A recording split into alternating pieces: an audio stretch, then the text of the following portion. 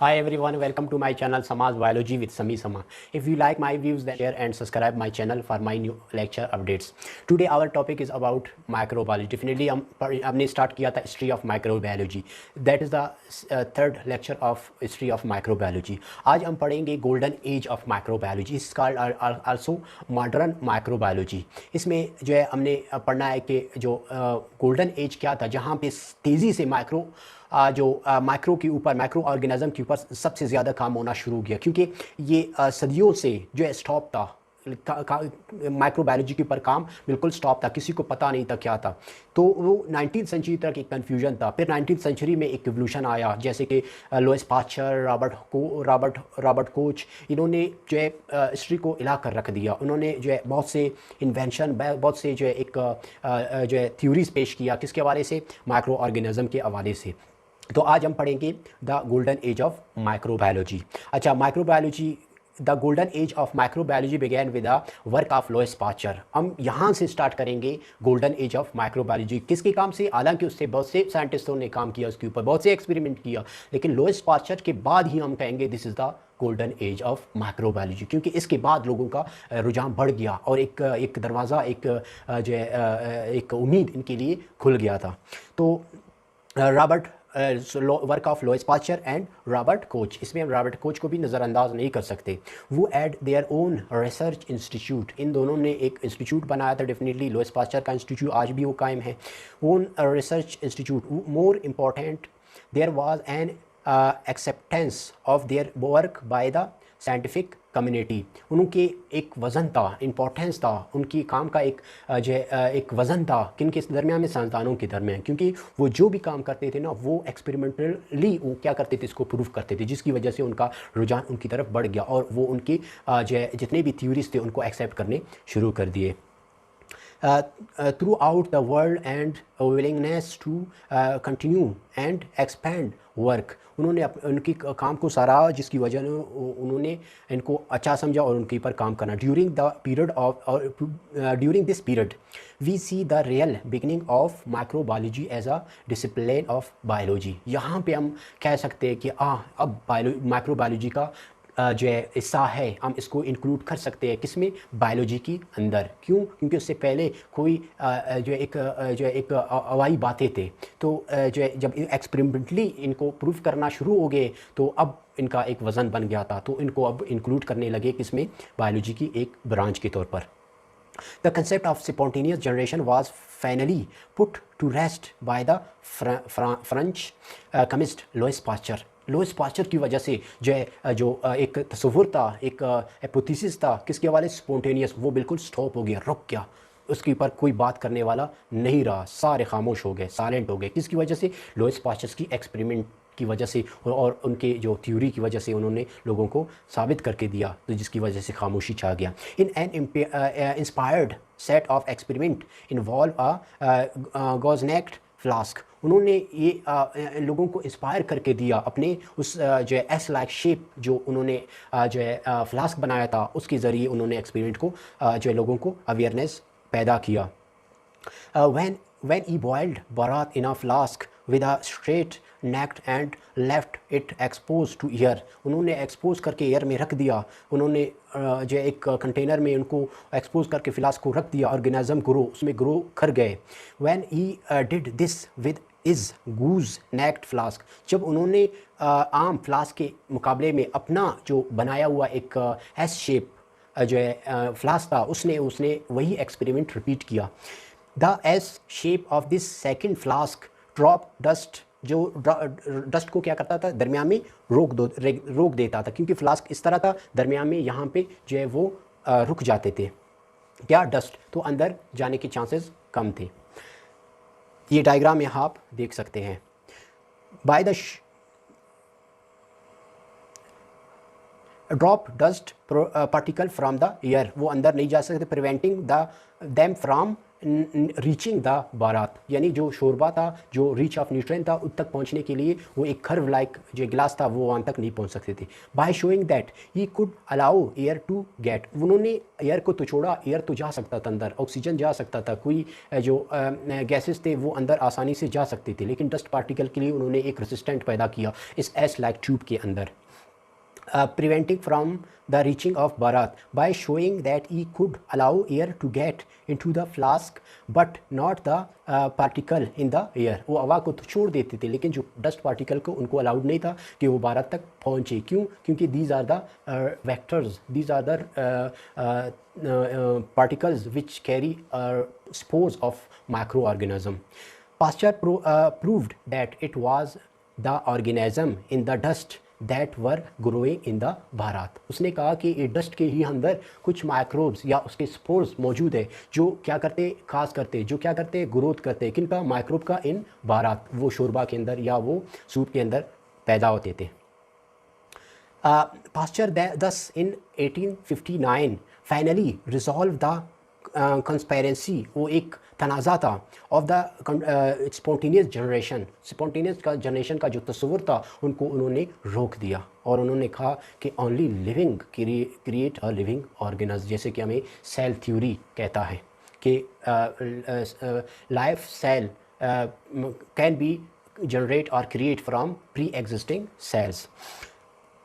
Prove that microorganisms are not spontaneously generated from inanimate matter but arises from other microorganism। बहुत से scientist कहते थे they are very simple living cells, they can be spontaneous generate, but Louis Pasteur was disproved this hypothesis, this controversy। He proved that microorganism rises by another microorganism। He also found that fermentation of the fruits and grains resulting in a alcohol was brought about by microbes, and also determined that bacteria were the responsible for the spoilage of wine during fermentation। उन्होंने fermentation का अमल भी हमें बताया कि हम microbe से फ़ायदा भी ले सकते हैं। जो उन्होंने जो है माइक्रोब्स को, अब जैसे कि फ्रूट्स है, उनसे उन्होंने क्या करना शुरू किया, अल्कोहल वगैरह और जितने भी बेवरेजेस थे वो इन्हीं से क्या करते थे, बनाते थे। तो दिस प्रोसेस का फर्मेंटेशन के फ्रूट्स या वेजिटेबल्स से वो क्या करते थे, जो है एक अलग किस्म के एक लिक्विड प्रोड्यूस करते थे।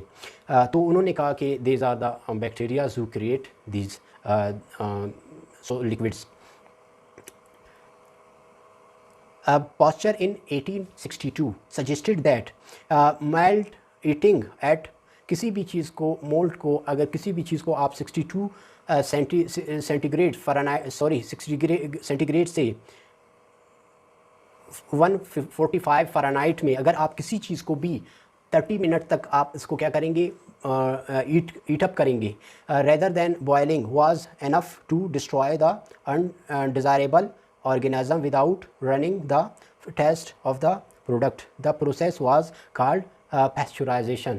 उन्होंने कहा कि अगर आप किसी भी लिक्विड को अगर आप 62 सेंटीग्रेड या 145 फ़ारेनहाइट पे आप गर्म करेंगे कितने, 30 मिनट तक, उसके बाद उसके अंदर जितने भी माइक्रोब्स है, कितने भी जर्म्स हो, वो सारे डिस्ट्रॉय हो जाएंगे, चाहे वो डीएनए उसका, चाहे वो स्पोर्स हो, वो स्पोर्स की बात नहीं हो रही, इसकी जर्म्स की बात, माइक्रोब्स जितने भी है वो इसमें डिस्ट्रॉय हो जाते हैं।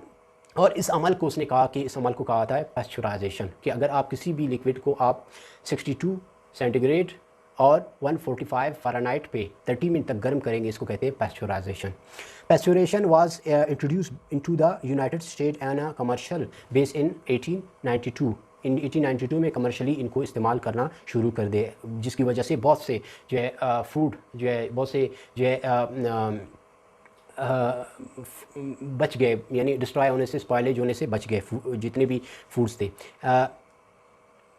His work led to be develop to germ theory of disease. और इसकी जो इस वर्क को जो है इन्होंने theory of disease, germ theory of disease इसलिए कहा गया कि वो जिसकी वजह से वो हम बच जाते हैं जर्म से, जिसकी वजह से हम बीमार होते हैं, उनसे रोकने के लिए ये पास्चुराइजेशन एक बेहतरीन अमल है। Next, Louis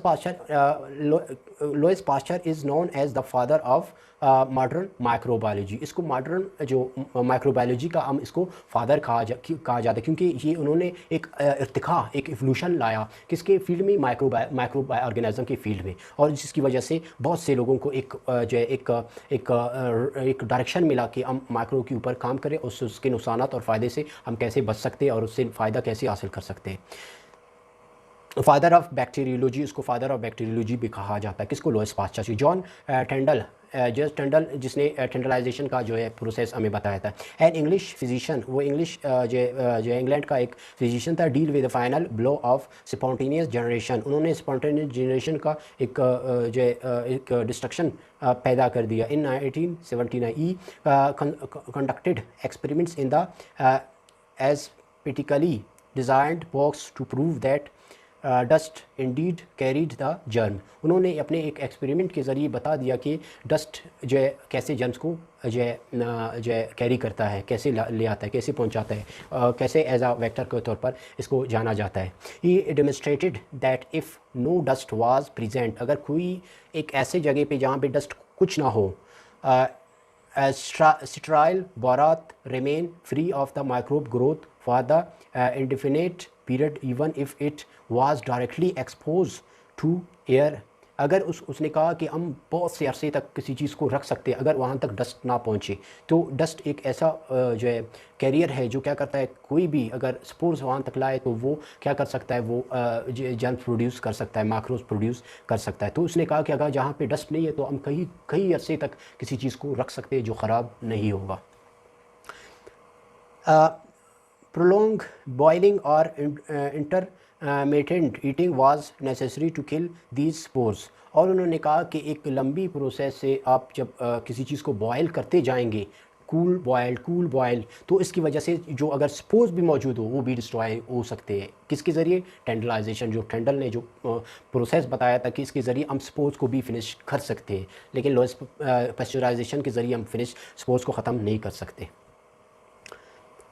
Next, around the same time that Pasteur was doing as experiment, doctor named Robert Koch, वो अपने काम के दौरान एक जो है उससे अपने कोऑर्डिनेशन जो है एक कोऑर्डिनेटर उसको मिला जिसका नाम था डॉक्टर जो है Robert Koch. Was working the finding the cases of some very nasty animal disease. First anthrax, उन्होंने वो काम कर रहा था किसी डिजीज़ के ऊपर। एंथ्रॉक्स एक डिजीज़ था, तो उनके ऊपर काम कर रहा था ये डिजीज़ कैसे होती है, तो वो इसके ऊपर। एंड देन ट्यूबरकुलोसिस के भी उसने काम किया कि ये क्यों पैदा होती है, ये डिजीज़ कैसे होती है। ये give the first direct demonstration, अपना डेमोन्स्ट्रेशन दिया, डेमो दिया on the role of bacteria in causing disease. उसने कि बैक्टीरिया डिजीज़ खास करता है, बैक्टीरिया बीमारी पैदा करता है। उन्होंने अपना एक प्रूफ के तौर पर एक जो है डेमोन्स्ट्रेशन, एक डेमो दे दिया जिसकी वजह से लोगों को इसके हवाले से आगाही हुई। He was the German physician who first of all isolated anthrax. उसने सबसे पहले जो एंथ्रॉक्स की डिजीज़ में जो बैक्टीरिया था उसको उसने सबसे पहले आइसोलेट करके दे दिया। This is the bacteria who cause anthrax disease in animals और ह्यूमन बीइंग। इन 1876 में उसने ये किया। He perfected the techniques to isolating bacteria in pure culture. उसने हमें एक तरीका भी बताया साथ साथ कि हम किसी भी प्योर कल्चर से, यानी किसी भी कल्चर से हम जो है किसी बैक्टीरिया को आइसोलेट, स्पेसिफिक बैक्टीरिया को कैसे आइसोलेट कर सकते हैं। और उसके बाद उन्होंने उनको एक्सपेरिमेंटली उन्होंने उसी को आइसोलेट करके जो है इंजेक्ट कर दिया, तो उसने देखा कि वही बीमारी पे, जिसका मतलब है this culture is this is the pure culture which produce anthrax. He also introduce the use of solid culture. उसने सॉलिड जो कल्चर है, मीडिया है, उसका भी तरीका हमें बताया 1881 में। By using gelatin as a solidify agent. उसने गिलेटिन को क्या किया, उसने इस्तेमाल किया एज आ सॉलिडिफाई एगर यानी एक मीडियम जिसमें वो आसानी से ऑर्गेनिज्म ग्रो कर सके। इन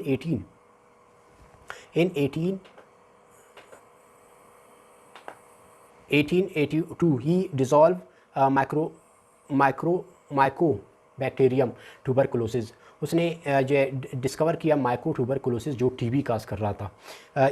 प्रपोज कोच पॉस्टुलेट, उसने कोच पॉस्टुलेट भी उसने इंट्रोड्यूस करा है कि एक बीमारी कैसे होती है, विच वर पब्लिश इन 1844 में ये पब्लिश भी हुआ इसका postulate, and are the cornerstone of the germ theory of disease. ये एक बड़ी वज़न रखता था कि उसने क्या किया, एक जो है एक सोच दिया, एक तस्वर, एक थ्योरी दे दिया कि भाई डिजीज़ कैसे बनती है, जिस थ्योरी को कहा जाता है germ theory of disease are still in use today. आज भी इसके ऊपर यही चीज़ होती है, जैसे कि कोविड-19 इसमें जो है उन्होंने जो है कैसे जो है आइसोलेट कर दिया, और फिर उसके बाद उन्होंने आइसोलेट करने के बाद उन्होंने जो है इसके सीरम ले लिया, उसके बाद उस सीरम में से उन्होंने उनकी जो है वैक्सीनेशन बना दिया, और उसके बाद आज जो है पूरी दुनिया में वैक्सीनेशन हो रही है।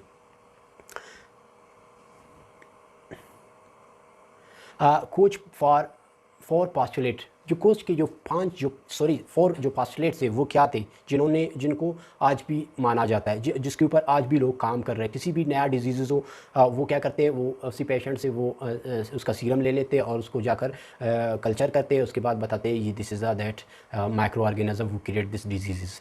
उसके पास्टुलेट क्या थे, द पहला पॉइंट उसका क्या था, पास्टुलेट क्या था, the organism causing the disease can be found in sick individual but not in healthy one. उसने कहा जिस बंदे में अगर माइक्रोब्स मौजूद हो तो वो उस डिजीज़ का पेशेंट हो, तो अगर उसके खून में से हम खून निकालें तो वो माइक्रो ऑर्गेनिज़म उसमें ज़रूर पाएगा, लेकिन हेल्थी पर्सन में ये ऑर्गेनिज़म नहीं पाया जाएगा।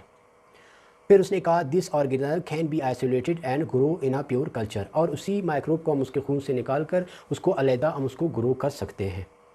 उसके बाद the third postulate the organism must cause the diseases when it is introduced into the healthy animal। अगर हम उस प्योर कल्चर से उस माइक्रोब को उठाकर अगर किसी हेल्थी पर्सन के अंदर इंजेक्ट करें तो वही बीमारी उसमें ज़रूर पैदा होगा, और ये इसका तीसरा पॉस्टुलेट था। और चौथा postulate the organism must be recovered from the infected animal and show to be the same as the organism that was introduced, और वो बंदा इस माइक्रो ऑर्गेनिज्म से की वजह से रिकवर भी हो जाएगा, लेकिन इसके साथ साथ वो एक same as the same organ, और उसमें वही माइक्रो ऑर्गेनिज्म पाया जाएगा जिसमें वो डिजीज़ पाया जाए, क्योंकि हमने इंजेक्ट किया, वो बीमार हो गया, फिर बीमार होने के बाद जब हम उससे वापस जो खून निकाला तो वही माइक्रो ऑर्गेनिज्म उसमें ज़रूर होना चाहिए। अगर नहीं हुआ इसका मतलब है this is not that specific micro organism. The combined effort of many scientists and most importantly Louis Pasteur and Robert Koch established the germ theory of diseases। Robert Koch और इसके अलावा दूसरे साइंटिस्ट सारों के राय में ये आ गए कि जो माइक्रोब्स जो डिजीज़ काज करते हैं तो वो माइक्रोब्स ही होंगे, तो उसकी वजह से उन्होंने एक थ्योरी पेश किया, जर्म माइक्रोब्स कहते हैं थ्योरी, उन्होंने थ्योरी पेश किया कि डिजीज़ किसका डिजीज़ जिसको भी होता है तो इसका मतलब है they are the microbes which वो डिजीज़ काज कर रहा होता है। तो सारों का राय सारे साइंटिस्ट का यही, तो उन्होंने एक मजमुआ एक थ्योरी पेश किया that was germ theory of disease. इसमें इस सबसे ज़्यादा रोल किसका हुआ, रॉबर्ट कोच और लुईस पास्चर का। The idea of invisible microorganism are cause to disease in called germ theory. जो माइक्रो ऑर्गेनिज्म अगर डिजीज़ कोई भी डिजीज़ खास करता है उसको हम कहते हैं germ theory. This was another of the important contribution of Pasteur of microbiology, जिसमें जो पास्चर का एक बहुत बड़ा किरदार था इसमें माइक्रोबायोलॉजी के फील्ड में। इस एक बड़ा हिस्सा था किसका, Lewis pasture. It emerge not only from the experiment disproving spontaneous generation, ये सिर्फ स्पॉन्टेनियस जनरेशन को भी जो है डिस्प्रूव करके दिखाया नहीं, बल्कि उन्होंने जो है और बहुत से काम किया, जैसे कि इन्फेक्शन ऑर्गेनिज्म और टाइफाइड का जो है ये जो एल निकाला कि इसको हम कैसे ट्रीट कर सकते, that cause the death of 3 of is daughter. Even इसकी वजह से उसकी एक जो है 3 बेटियों में से एक बेटी इसी की जो है शिकार हुआ था, इसी डिजीज़ की वजह से, टाइफाइड की वजह से डेथ हुई थी, तो उसकी वजह से वो ज़्यादा इसके ऊपर फोकस कर रहा था कि इसका अल कैसे निकाला जिसकी वजह से दूसरों को नुकसान ना हो जाए। Fanny Eilshemius Hesse 1852-1934 one of the Koch assistant, वो कोच का एक असिस्टेंट था, उसने क्या किया, first propose the use of agar in a culture media, यानी कल्चर मीडिया एगर के थ्रू हम कल्चर मीडिया कैसे बना सकते हैं माइक्रोब को ग्रोथ करने के लिए। सबसे पहले उसके इस असिस्टेंट ने ये जो है तस्वुर agar was the superior to gelatin, ये गेलेटिन जो रॉबर्ट कोच ने इस्तेमाल किया था उससे ये बेहतर एक टेक्निक था, इसमें जल्दी से ग्रोथ होता था और जल्दी से रिज़ल्ट इससे मिल जाती थी। और ज़्यादा लिक्विड, क्योंकि जेलेटिन ज़्यादातर लिक्विड फार्म में होता है, तो ये सॉलिड फार्म में, तो इसमें चांसेस जो है ज़्यादा थे कि ग्रोथ हो जाए। And was not because of its higher melting, उसके क्योंकि उसके मेल्टिंग पॉइंट ज़्यादा गए, तो मेल्टिंग पॉइंट ग्लेटिन का बहुत ज़्यादा था, 995 सेंटीग्रेड पे जाकर ये मेल्टिंग शुरू हो जाता है। एंड सॉलिडिफाई इन 40 और 48 में ये क्या होते थे solid point. Then gelatin and was not attacked by most bacteria. Koch another assistant, एक और असिस्टेंट है उसका रिचर्ड पैट्री, जिसने पैट्री डिश को उसने जो है इंट्रोड्यूस कराया 1887 में। डेवलप द पैट्री डिश, जो पैट्री डिश उसने इंट्रोड्यूस किया है कि आप पैट्री डिश के ज़रिए इससे एक स्पेसिफिक ऑर्गेनिज्म की ग्रोथ कल्चर कर सकते हैं।